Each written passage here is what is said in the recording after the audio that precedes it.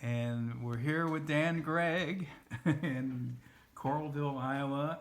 And you were about to mention some memories of Aunt Jan. When was the last time you saw them? I last saw your mother and cousin Jan in 1998 at an all-school reunion at Winona Sportsman's Club.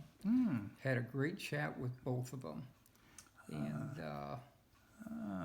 I would love to see them again and reconnect with them, because we haven't had a lot of experiences over the years, because my family was always getting together with the McGrath side and my mother's three sisters, and we just never spent much time, hadn't had much time to spend on the Gregg side of the family. So I would love to have that opportunity again. Yeah, I don't have, I have a lot of memories of Winona, not a lot of memories of Gregg's. My greatest memory of the Greggs, of course, was my grandmother, Martha Gregg. And then since your grandpa Scully and my dad had offices in the same building, a lot of times my mother and I would go up to Marx Brothers, which is like 2 doors from Scully's office, and have a Coke at night and stop in and see my dad. And a lot of times Scully would be there, and of course I was like 4 or 5 years old at the time. I remember, and we'd stop in and say hello, and of course I didn't have much to say being so young. When I was in 2nd grade, I remember this.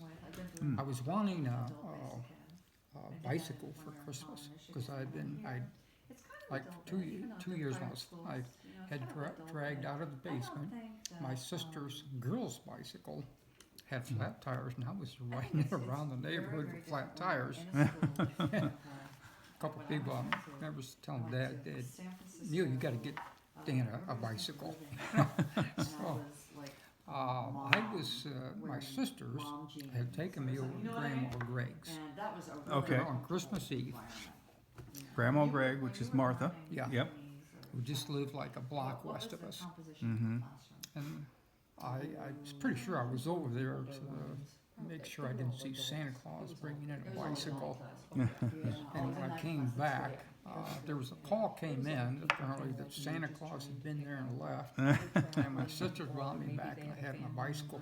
So I took that bicycle, and that was my ticket to see Winona. And I rode that thing every day all over Winona.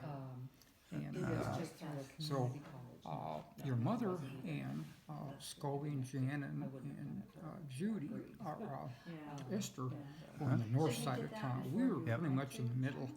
And so I don't recall driving by their house a lot, simply because I didn't have any friends that were my age along that street at the time. I basically would ride around where my friends about my age were, if they were outside playing, and that was what I did. I got off my bike and I played with them if they were playing cops and robbers, which were a big childhood thing back in the 50s. Oh, they were taking that. And baseball or basketball, whatever. So that was where Really say anything in Cantonese, but most of my bicycle riding was, to see the town. My earliest remember of Jan, what they're doing. she was in high school. The thing I remember about her most is I really liked her smile. That was the thing. I can't tell you what it was about her, but I remember I just really felt comfortable when she would smile. So that's what I remember most of my childhood memories about Jan. Now, you think you had the same English teacher as my mom? I would suspect so, yes. And that would have been Marcia Wright at Winona High School. Okay. Who was tough as nails, but she was my favorite teacher of all time. What do you know? And because of her, when I entered Bradley University as a freshman, my idea was I was going to major in physical education and English and be a college basketball coach. Well, that changed after 1 year. I got a B from an English teacher, which really upset me. And I was getting B's in the physical education courses, and the basketball players were getting the A's. So. No, 2000. he was 96 and a half when he passed away. Which is surprising because, and here's another surprising fact, you know, Scully was a great long distance runner. He was a miler and is in the Hall of Fame, Athletic Hall of Fame at Bradley University for being a miler. Yeah. And yet my dad, his brother, had aortic stenosis. Oh. I had aortic stenosis. I had, at age 58, I think, had aortic valve replacement surgery, so I have a piece of metal in my heart. Catherine, would you say ni hao I when you remember would I say, was in elementary how? school. I probably would have been Right. like in Because I know in 6th or Cantonese, 7th oh grade. I'm is good. thinking it was And when someone the says spring of ni hao, you say, 1956. oh. I mean, I've got articles on that. I think it was I think late February 50. I want to say Ni 55. hao, Maybe it was I don't 50. know. But anyway, Yeah. But yeah. I know But I in remember Cantonese, ni hao. I only lived How are you? about a block and a half from Mandarin is the so Catholic different. school I went to. So different. Mhm. I'm sure And you're I right. was Yeah. walking home. I remember there were people Now, I remember there was one word, I don't yelling at remember me in what the it street. means, They but said, it sounds Dan, like sugar, sure. a lot of people call me Dan at the time. Mhm. This is a while back. Your we took uncle, that course. Scully, has been in a severe automobile accident, and your parents wanted me to tell you that the school in the home there over Hospital Street. How do you say that? And I Mhm. remember there was like, I could sense even at that young age, there was a real sense of shock that was reverberating through Winona. I could just sense that. And I mean, I obviously felt very, very, very sad about that. Yeah. And then I remember, I don't remember the visitation. I remember the funeral. The thing I really remember at the funeral was, number one, how many people were there. I was in a car going out to the public cemetery, and I remember I had been in a lot of funerals because there was an altar boy in the Catholic Church, and we always went to the Catholic cemetery after a funeral, and you know I could see how long the line was. And I can remember we were about 3/4 of the way to the public cemetery, and I turned around and I looked through the back window to see how long the line was, and it was all the way back to Winona. I mean, I had never seen a line that long. Wow. You know, your grandfather was extremely well respected, well known, and well liked, not only in the area of Marshall County, which he was a judge in, but a lot of the judges in the Peoria area. Because I can remember as an adult, there was a lawyer that I knew that was talking to another lawyer, and he said, "See that fellow over there? That's Scully Gregg's nephew." Mm. Boy, yeah, he was extremely well known and well respected throughout central Illinois. Wow. Never seen a funeral like that. Never seen a Interesting. that large. Yeah. I'd never heard that story before of his funeral. Heard the story of read about the story of the car accident, and Oh, yeah. and he was still conscious afterwards, and was Yeah. it was only later that And I remember my mother said that she went into the hospital room, and your grandpa Scully said, "Hi, Grace." And I then went down to the McGrath family house on Main Street there in South Main Street. And my dad coming there at 10:30, 11 o'clock at night, you know, after we had been, I think he had maybe passed away by that time. I remember everybody was, you know, saying how sorry they were. And my dad was saying he just had the saddest expression I think I've ever seen him have in his face. He said, "It's just awful. It's just awful." no. See, when I went to undergraduate school, my goal was to be a financial analyst. Well, actually, my first goal was to be a college basketball coach. Well, after my freshman year, majoring in English and physical education, realized, I was getting B's in the physical education courses.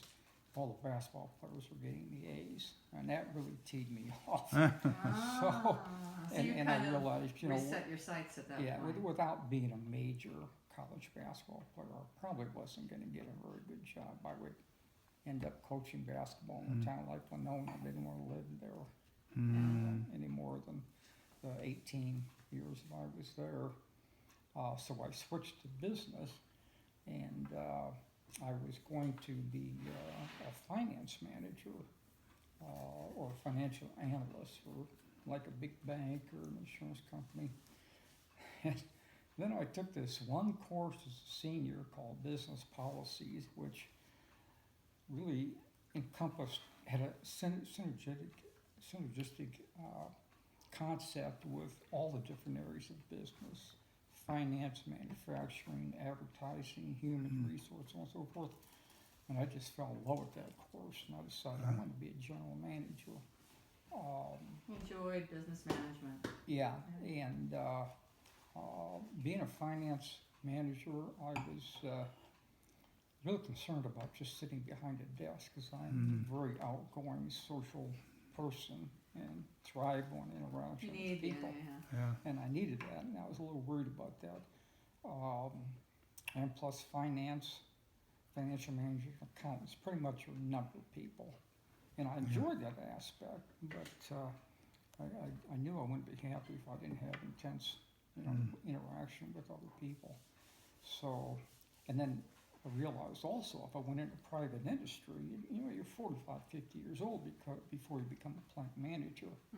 And during my interview with some people at headquarters in Washington, D.C., I was told that according to their management organization charts, half the people, 50% of all management, were eligible for retirement when the day they were interviewing me. So I said, is there going to be opportunities? And they looked at each other, two people interviewing me, and laughed and said, yeah, there's going to be a lot of management. So I went with the Postal Service, and at the tender age of 34, after 8 years with the Postal Service, I became basically a plant manager, a CEO.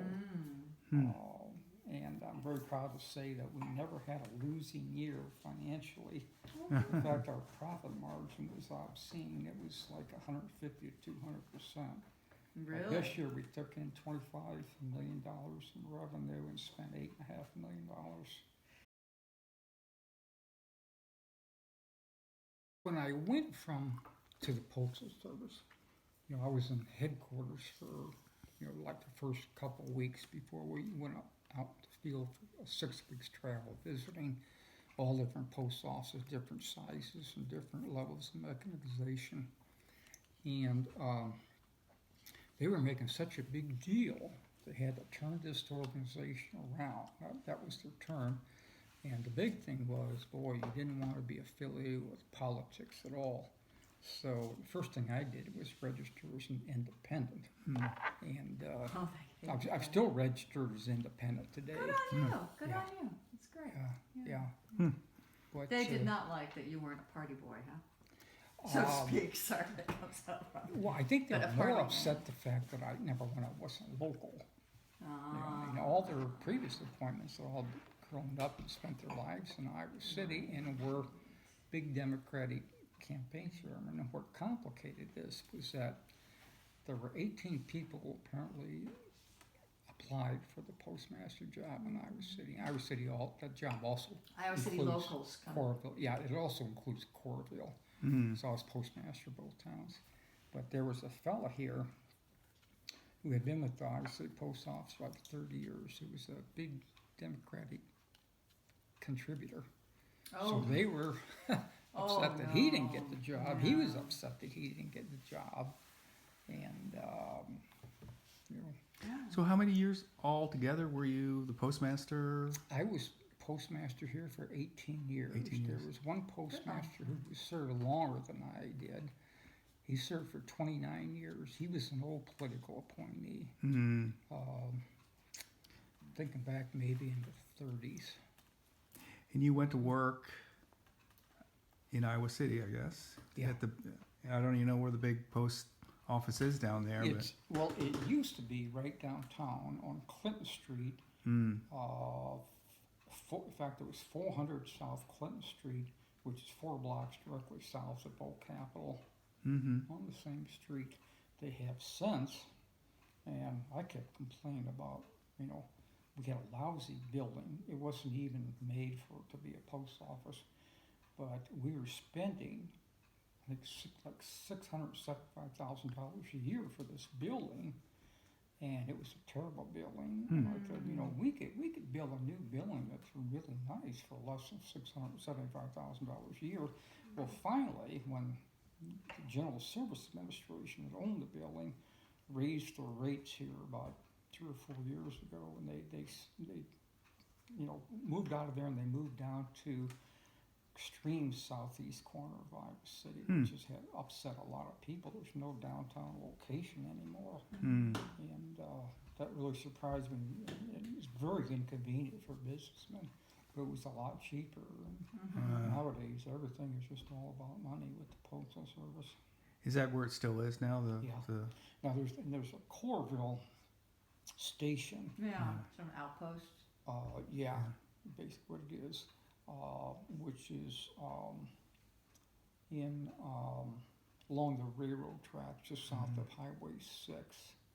If you know what Coralville, the old Coralville Hy-Vee is, just south of there, about maybe a block or two on the south side of Highway 6.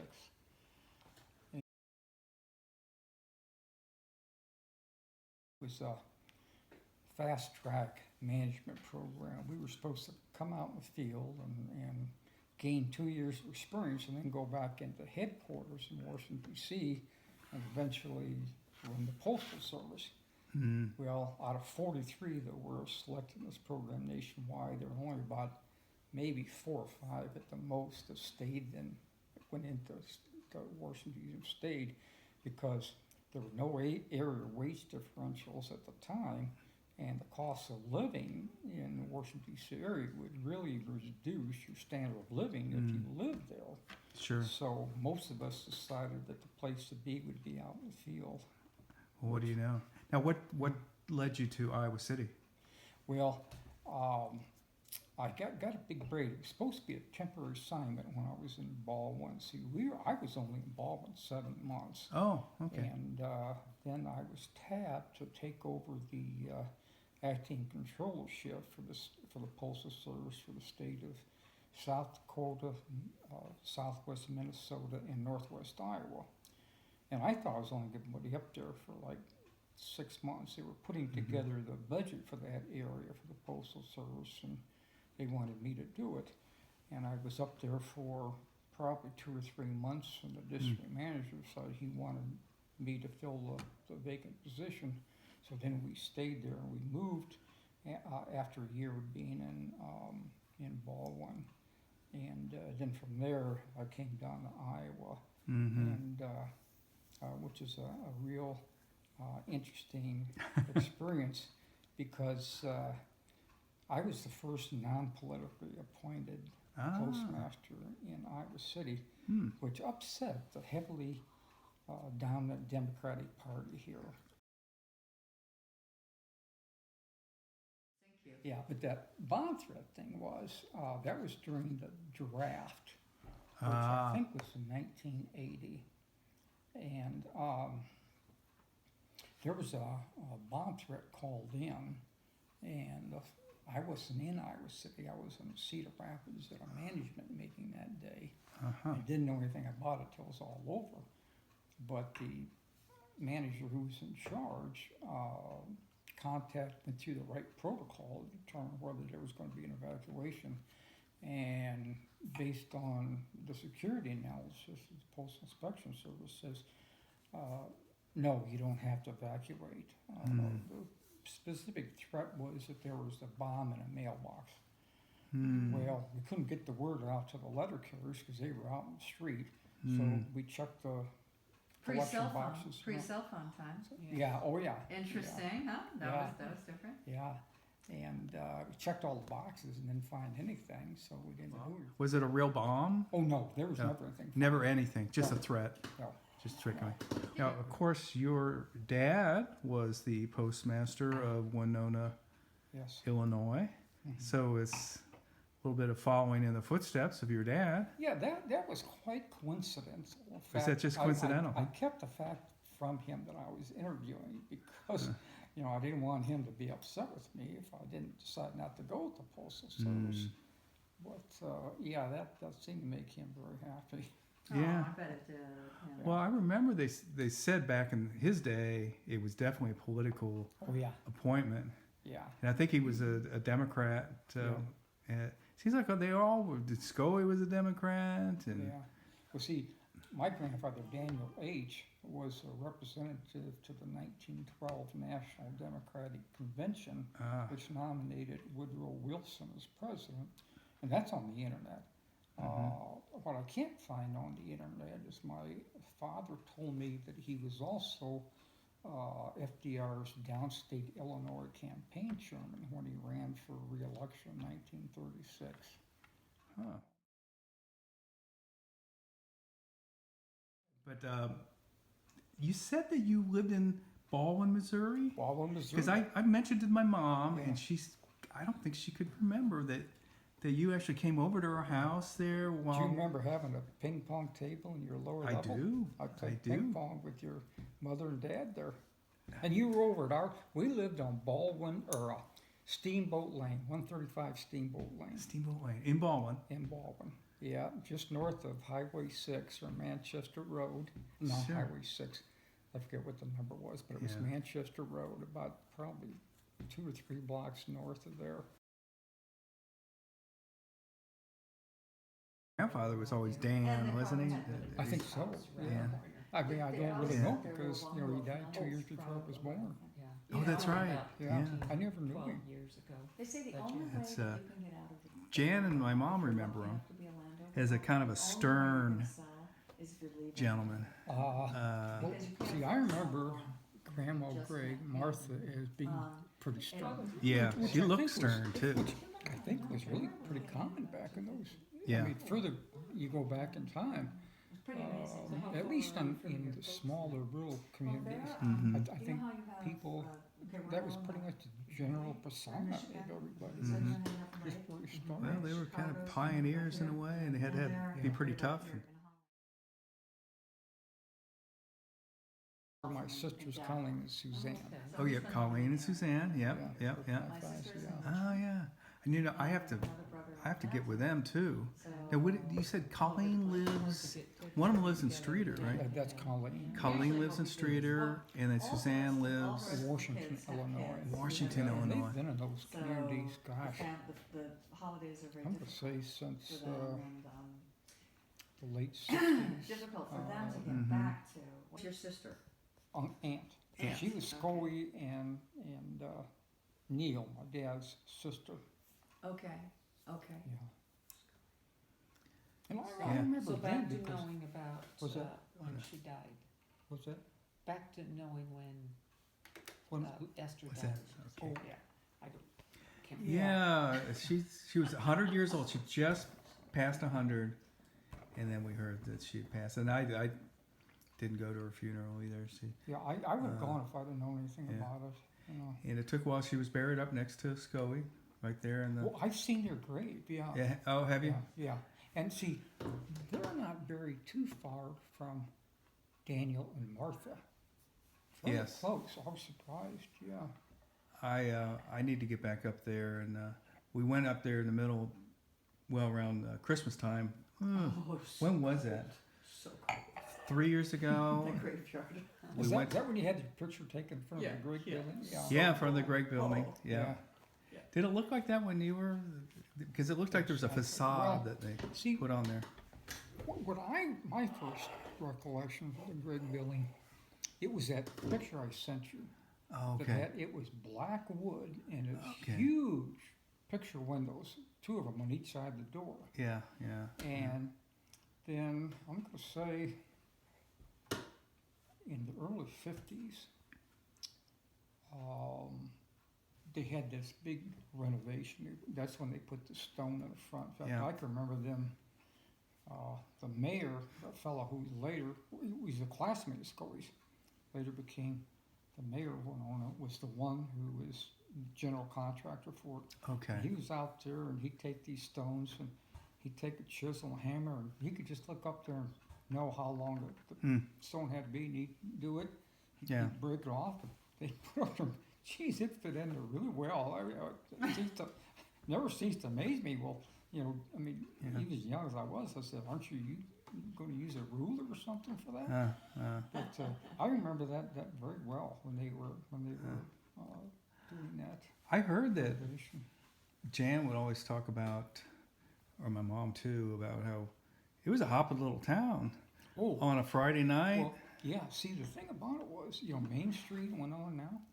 Up Yep. until the interstate system came in. Yeah. Well, actually, it was in 1964 because I was a sophomore in college, and for a summer job, I worked on the construction crew that did the paving for what is now Interstate 39, but it Mhm. was bypassing all those Bypassed towns, it, yeah. and that just killed it. But see, up until that point in time, the interstate system, Main Street was the old U.S. Highway 51, Mm. which was for the eastern half of the United States, the main north-south highway from Mhm. Florida to Canada. Mm. So Now, what year was that? that was 1964 when the towns were bypassed. Yeah, and the interstate system. Really changed life there. Yeah, but I mean, when they bypassed it, even though it was still 2 lanes, I mean, it just killed Winona. At It's one too time, bad. we had like 5 gas stations there. We had 5 restaurants on Main Amazing. Street. How many bars? Mhm. There were probably just one more than there were restaurants. Now, was there Probably. a hospital? Was that? Hospital? No, that was in Streeter, Illinois. Yeah, it was Post just, office? oh yeah, they've always had Oh, post yeah. office Oh, there. Yeah. Well, my mom was born in Streeter, Streeter. The Danny hospital. would have been probably born there. including my sister, my oldest Polly. I don't know how she Really? was there Yeah, while my mom was pregnant, and she ended up going up to Streeter too to maybe on a visit or get something. born. Yeah, Yeah. I don't know. Yeah, they were just starting out with my dad, Mhm. and Sure. then they went up to Rockford, and he got a job with National Lock, Mhm. and that's where I was born In in Rockford. Okay, Yeah, yeah, in 1958, gotcha. and then we moved to Indianapolis, and that's where my younger sister Betsy was born. Okay. And then we moved to outside of Columbus, Ohio. You know, dad a salesman. You know, territory Sure, to territory. Suburbs of Chicago, Mhm. and then to St. Louis, where you, Yeah. I guess coincidentally, we're living right there. That's pretty, you know. That just remembers your story. I was in the process of transferring from the Peoria post office where I started off in my first year for a 1-year assignment down to St. Louis post office. Uh-huh. And we went down there and looked for a place to live. And we looked all over and we didn't find anything we liked. We didn't like the communities. And Mm. I remember my dad said that your mother and your dad lived in Baldwin. Oh, And I thought, well, let's take a look at Baldwin. You know, it was really far out compared to like Yeah. Webster Groves. yeah. And so we went out there and geez, we fell in love with that community right away and found a townhouse, you know, 2-story, 3 bedrooms. It was just what we really were looking for. And you And did okay. So like a week later, I made a special trip down there to, you know, kind of make preliminary, like knew I had to establish a bank in Baldwin. Mm-hmm. So in order to open an account, I had to make deposits. So that was my specific trip down there. I went to the post office and I went to the bank, a bank. Mm-hmm. I'm driving. I walked inside. I was driving away. And I just happened to know, I think it was a Volkswagen. And I just glanced, you know, and there was a woman driving it. Uh-huh. And I thought, God, was that my cousin Judy? Oh, you're kidding me. No. And I said, geez, maybe if I follow her a little bit, she'll stop at another store and I can go up and say, are you Judy Gregg Bracken? But she never pulled over. She never pulled into, and like, God, you know, I gotta stop this. You know, she notices me, she's gonna think I'm stalking her. Yeah. So I pull off, and then I told your mom, and bring that story. They got a kick out of it. And was it had to be her? Do you think? That No, it was her. It was Yeah, her. Yeah. Because I know we had a Volkswagen. Yeah, I know we had a Volkswagen, a Bug, a little Beetle. yeah. Yeah, I remember we had Beetles. I had one, we had one too at the time. Yeah. Yeah. Yeah, we had a few Beetles, and I got one for high school at one time. I was driving around in a little Beetle too. Yeah. That's funny. They were That's a great coincidence. cars. Yeah. And I thought, my God, the first person I see in the town is the only person I would ever know in this town. That's funny. The odds of that happening were just so small. Well, I gotta show this to Mom because I think I asked her, and she somehow didn't recall, but she'll remember now. Yeah. That because you came over to her place and Over her house and you know, introduced myself. And your dad didn't recognize me. Of course, the last time he had seen me, I think. Yeah. But of a great family job. Well, they had seen me at Becky's wedding. oh, Becky and Becky and Dan. Was it Dan Newport? It has a little bit No. of a temper. Yeah, What's And that? she has the curly Becky hair. is Becky Newport. So, Yeah, you know, so we come I wanna from say it was somebody Dan that Newport, but maybe lets not. their temper yeah. fly. I have to check that. His first Is that name. Sir Yeah, he was a war hero in the World War II. I understand. He flew missions, and Wow. then he became a conservationist with the Illinois Department of Conservation at the time. And Oh, Becky's dad, yeah.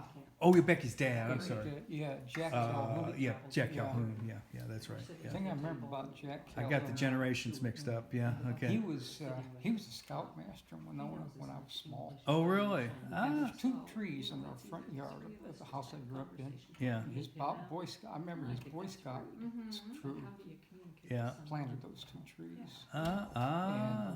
Later on, when Becky's mother died, Lorraine, I had a good chat about Jack being a scoutmaster because both my sons are Eagle Scouts. Ah. And my 3 grandsons are all Eagle Scouts. Yeah. Yeah. And we didn't have a Boy Scout troop Yeah. known at the time, so Ah. I was in Cub Scouts, but Yeah. we had that. But we had quite a talk about you know, Yeah. scouting and that type of thing. Yeah. Jack Calhoun. He was pretty. I think he was a. He would restore prairies, and he had a. Yeah, he had a great project that he and Greg had worked on, and You actually look more French than German. he took us out there after Lorraine's thing. I was really You talking about Greg? Calhoun. Greg, his son? You mean? Yeah. Yeah. Yeah.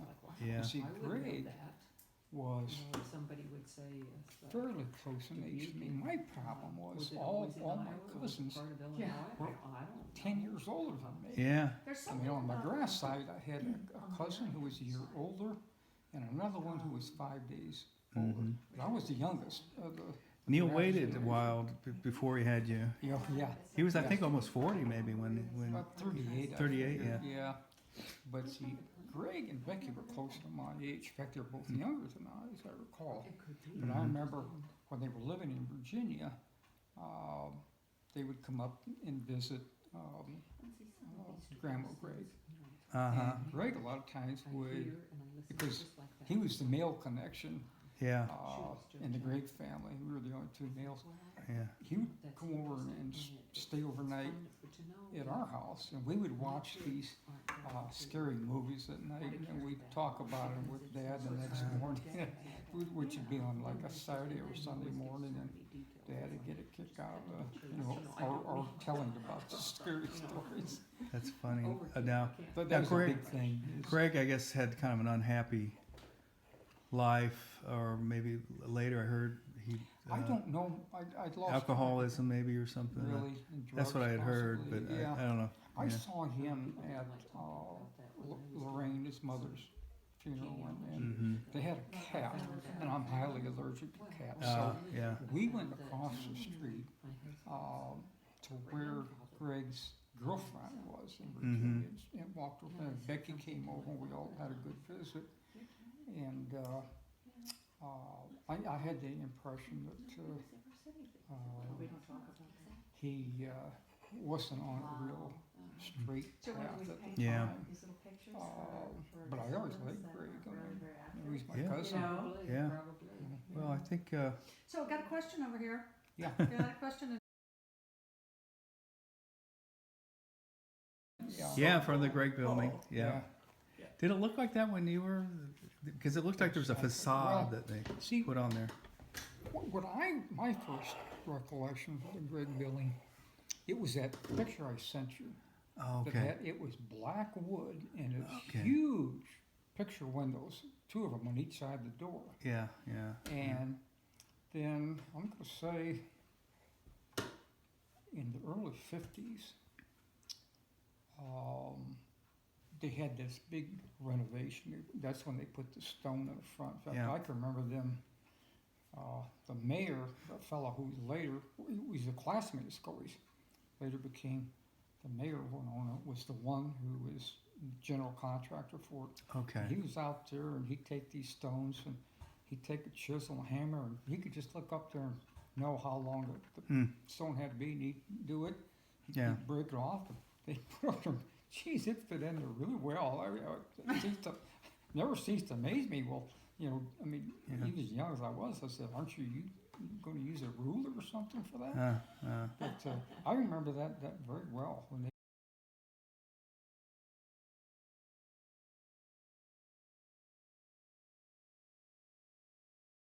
Jan would always talk about, or my mom too, about how it was a hopping little town Oh, on a Friday night. well, yeah. See, the thing about it was, you know, Main Street went on now. Up Yep. until the interstate system came in. Yeah. Well, actually, it was when it was in 1964 because I was a sophomore in college, and for a summer job, I worked on the construction crew that did the paving for what is now Interstate 39. But it Mhm. was bypassing all those Bypassed towns, it, yeah. and that just killed it. But see, up until that point in time, the interstate system, Main Street was the old U.S. Highway 51, Mm. which was for the eastern half of the United States, the main north-south highway from Mhm. Florida to Canada.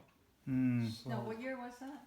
that was 1964 when the towns were bypassed. Yeah, and the interstate system. Really changed life there. Yeah, but I mean, when they bypassed it, even though it was still 2 lanes, I mean, it just killed Winona. At It's one too time, bad. we had like 5 gas stations there. We had 5 restaurants on Main Amazing. Street. How many bars? Mhm. There were probably just one more. And we're right. And Element? Well, that's through Esther. Oh. That's That's through Esther. So that wouldn't be the Gregg side, Okay, but the sorry, Esther sorry, side. But- I take it back. But Take it back.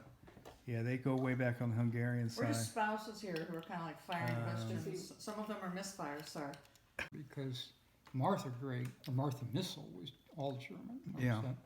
And his father was mostly Scottish, but had a little Irish in him. But he was mostly German and Scottish. So is it German-Irish? Kind of German-Irish that comes Yeah, I through? guess German. Because Well, Martha Missel is to you. I knew she was German stock, or maybe Czechoslovakia, or I don't know, but German. Yeah. But Greg, that sounds so Scots. Well, see, Dad said that was a contraction of McGregor, Oh, McGregor. which is Ah. really Scottish. Hmm. So the Greg is really McGregor then, huh? Is that your understanding? Yeah, my dad said that's the name that they had when they came over. I wish we knew because I bet Dan, your Look at all grandfather, your hair. Put your hat off there. yeah, What's he's, that? Look at all your hair. Oh, he's one of those lucky Well, guys. Yeah, you know you're always just watching the gene pool. yeah, it's much thinner than it used to be. Yeah. I mean, I used to have a really thick head, of really curly hair.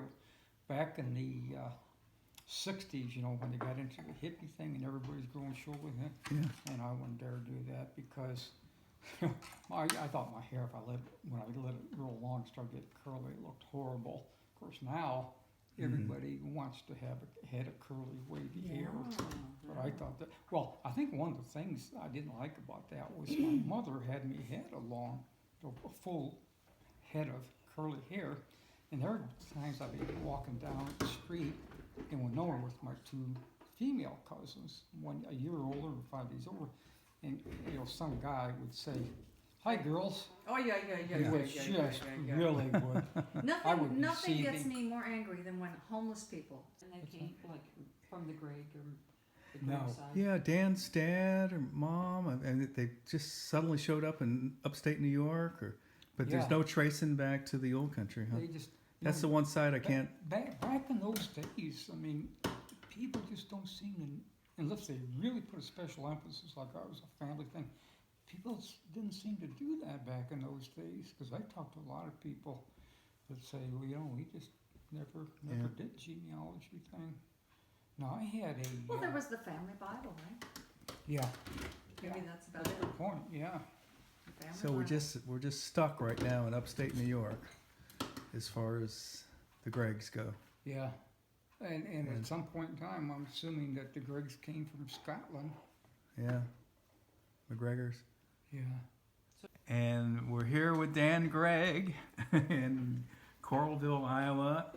And you were about to mention some memories of Aunt Jan. Now, when was the last time you saw them? I last saw your mother and cousin Jan in 1998 at an all-school reunion at Winona Sportsman's Club. Hmm. Had a great chat with both of them, and